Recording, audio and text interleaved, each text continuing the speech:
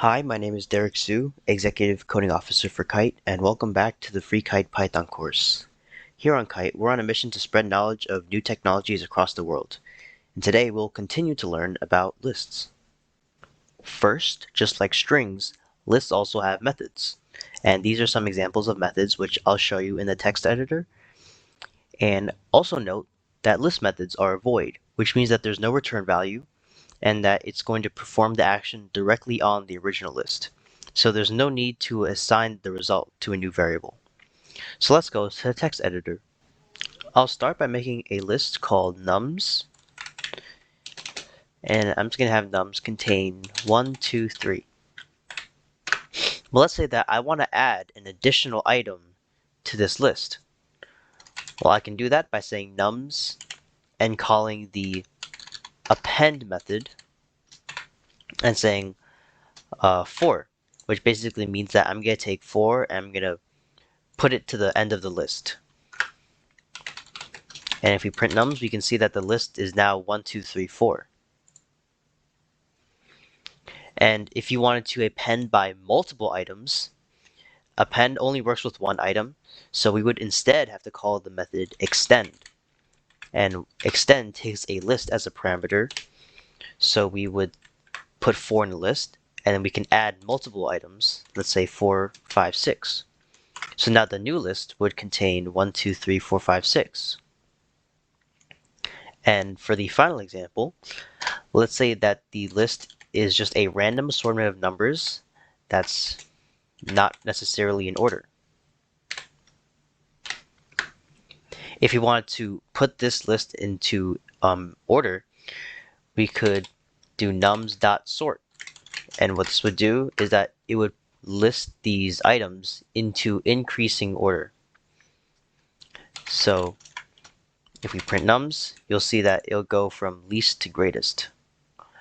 And this also works with letters or words, but instead of numerical order, it would be in alphabetical order.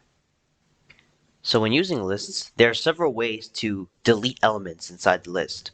The first way is by using the pop method, which deletes the element at a certain index, and it also stores that deleted element in case you need to use it for some sort of reason.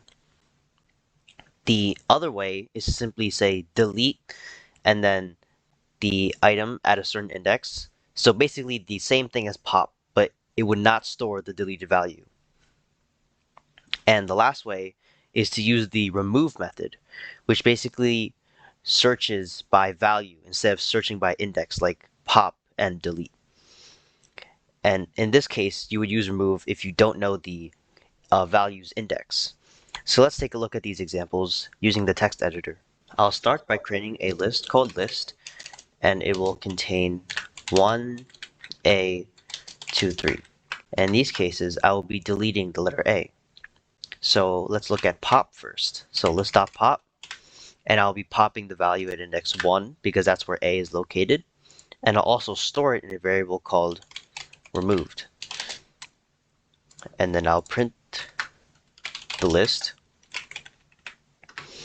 and I'll also print removed.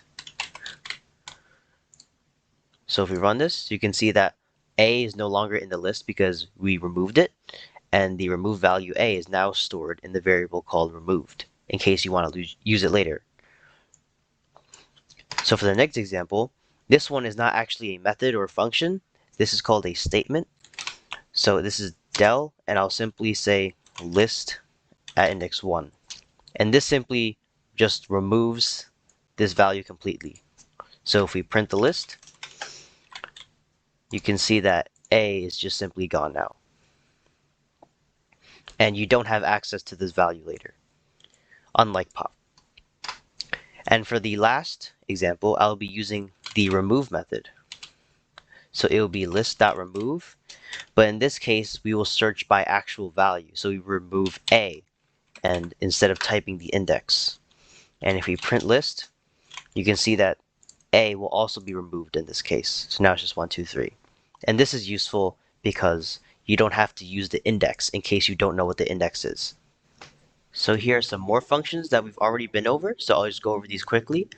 Len returns the length of the list. in this case 6 because there are 6 elements. Max returns the highest value in the list. Min returns the lowest value in the list. And sum will return the sum of the numbers in a list, assuming that all the elements are numbers. So I actually have a challenge for you. You have to create a program that includes a while loop where a user can input as many numbers as they want, store these numbers in a list, and then when the user inputs the phrase done, the program should end the loop and return the average value of the user's inputs, or the numbers that they've typed in. So I'll give you a moment and pause the video, and then I'll show you the answer in Replit. So here's the answer to the previous problem. So first, you would declare a list called numList, and this is where the numbers of the user would be stored. Right now it's empty because the user obviously hasn't put anything in yet. And right now we have a while loop. This is while true. So this will technically keep running forever until something happens to make it break. So first, let's see what this line does. This will store the input of the user. So it will simply store the number. Except if the input is done, it will actually break out of the loop. So everything in this loop, everything afterwards will get skipped, and you'll come to this line. But let's look at these two lines first. We will take the input and convert it into a float, because everything that the user types is a string right now, and we want to perform math. And then we append the value of whatever the user typed to numList. And this basically will just keep repeating. It'll keep appending values to this list until the user types done, in which case it'll break out of the loop. And so once the user is done, the average will be the sum of all the numbers in the list divided by the length, which is how you calculate the average, and then we'll simply print the average. So what it'll look like if you run this, I can enter some numbers. Let's say I want to enter 4, 6, and 12. And then now I'm done. And now here is the average. Now let's look at a few more functions and methods related to strings. So first, we actually have the list function, which is not a method. And in this case, we have a string. And if we call the list function and send the string as a parameter, it will convert this string into a list where each element is each character. So this basically just converts a string into a list of characters. So let's look at this in the text editor. So here I have a variable called text, and it just contains hello world. But if for some reason I wanted to have each character as its own individual element in a list, I would simply say text list as an example variable name. And then I will call the list function and send text as the argument. So now if I print text list, this should now be text, except now each letter would be its own element in a list, as you can see here. So similar to the list function, we also have the split method. And what the split method does is that it takes a string and it also separates the string into elements of a list, except it doesn't do it for each character. It does it for groups of characters.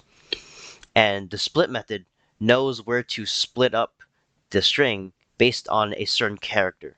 And in most cases, it'll be a space, so that it'll split up words, which is you can see in this example.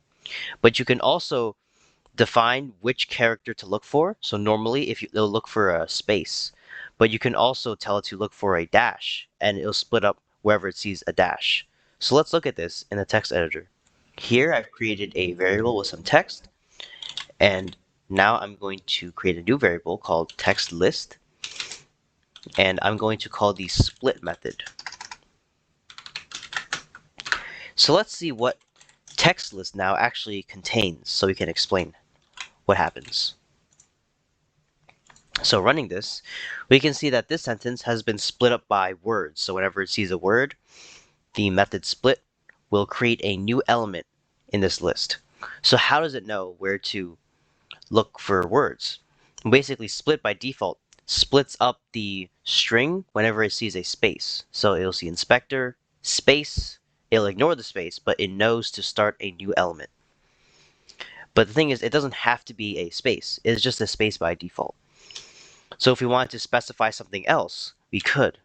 So let's say we wanted to split up this string whenever it sees a y.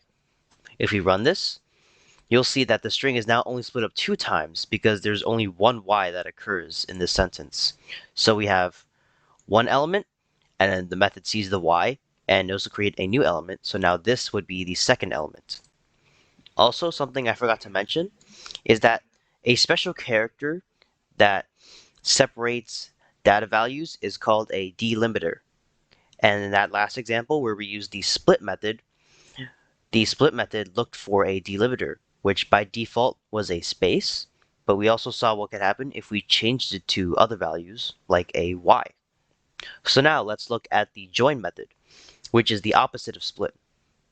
Basically, you take a list of strings and also a delimiter, and then you take the delimiter and then you call the join method, which takes the list as an argument.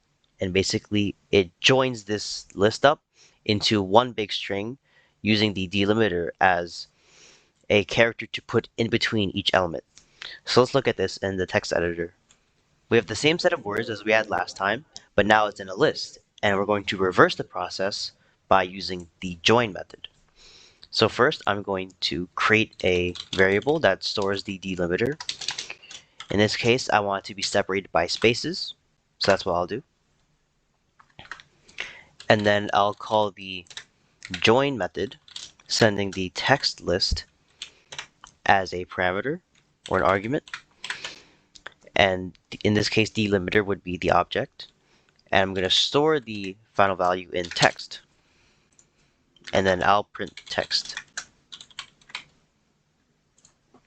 So if we run this, we can see that now the string has been created using the delimiter and the text list, where each word in the list is separated by the delimiter or the spacebar. Thank you for listening to today's Python lecture about list methods. If you have any questions, join our Discord server, which is linked below. There you have complete access to forums where KITE representatives can answer questions about concerns or confusions on exercises. Also, don't forget to follow our new Instagram account. Have a great day.